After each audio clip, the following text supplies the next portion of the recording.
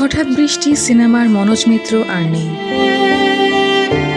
জানা যায় 12 নভেম্বর 2024 মঙ্গলবার সকাল 8:50 কলকাতার একটি হাসপাতালে ওপার বাংলার নাট্য ব্যক্তিত্ব অভিনেতা মনোজ মিত্র মৃত্যুবরণ করেন। মৃত্যুকালে তার বয়স হয়েছিল 86 বছর।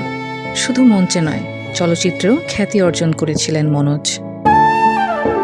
1998 সালে মুক্তিপ্রাপ্ত ভারত বাংলাদেশ যৌথ প্রযোজনার ছবি হঠাৎ বৃষ্টিতে অভিনয় করে ব্যাপক পরিচিতি পান তিনি। সেই ছবিতে তার অভিনয় এখনও অনেকের কাছে স্মরণীয়।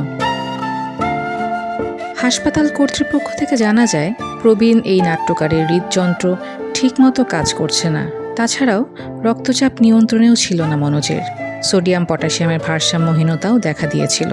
প্রবীণ অভিনেতার চিকিৎসার জন্য মেডিকেল বোর্ড গঠন করা হয়েছিল, কিন্তু চিকিৎসকদের সব চেষ্টা ব্যর্থ করে প্রয়াত হলেন মনোজ।